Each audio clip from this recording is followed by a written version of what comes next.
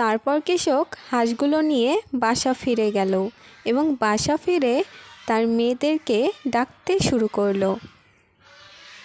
মিনা, তুলি, মা, আসো তো এদিকে।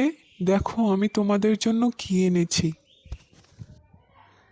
মিনা এবং তুলি তার বাবার কাছে এলো এবং তার বাবাকে বলতে লাগলো, বাবা, তুমি এগুলো কি এনেছো?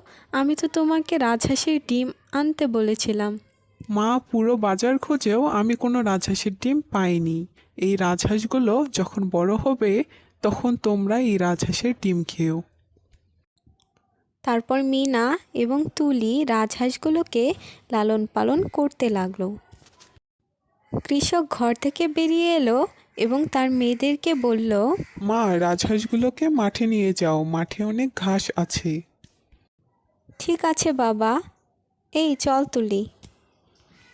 তারপর মিনা এবং তুলি রাজহাঁসগুলোকে মাঠে নিয়ে এলো। তারপর রাজহাঁসগুলো মাঠে ঘাস খেতে শুরু করলো। দেখতে দেখতে সন্ধ্যা হয়ে এলো। তুলি, দেখ সন্ধ্যা হয়ে এসেছে, চল হাঁসগুলো নিয়ে বাসা ফিরে যাই। ঠিক আছে আপু, চলো। তারপর মিনা এবং তুলি হাঁসগুলো নিয়ে বাসা ফিরে এলো। যাও মা, হাঁসগুলোকে খাঁচায় রেখে এসো। ঠিক আছে বাবা। মিনা হাঁসগুলোকে খাঁচায় রেখে এলো এবং তার বাবাকে বলল, বাবা, হাঁসগুলোকে খাঁচায় রেখে এসেছি। ঠিক আছে মা, ভালো করেছো। সন্ধ্যা হয়ে এসেছে, চলো মা, ঘরে চলো। আমাকে কিছু খেতে দাও, কাজ থেকে ফিরে কিচ্ছু খাইনি। পরের দিন সকালে কৃষক আবার তার মেয়েদেরকে বলল, যাও মা, রাজহাঁসগুলোকে মাঠে নিয়ে যাও। ঠিক আছে বাবা। মিনা এবং তুলি রাজহাঁসগুলোকে খাঁচা থেকে বের করতে গেল।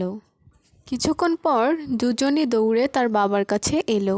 বাবা, বাবা, বাবা, কি হয়েছে মা, ডাকছো কেন? আমাদের দুটি রাজহাঁস মারা গিয়েছে।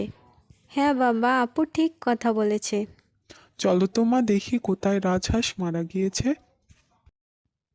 ওই দেখো বাবা, দুটি রাজহাঁস মারা গিয়েছে আর দুটি রাজহাঁস বেঁচে রয়েছে। এতে কৃষক এবং তার মেয়েদের অনেক মন খারাপ হলো। কিছুদিন পর মেয়ে রাজহাঁসটি ডিম পাড়তে শুরু করলো।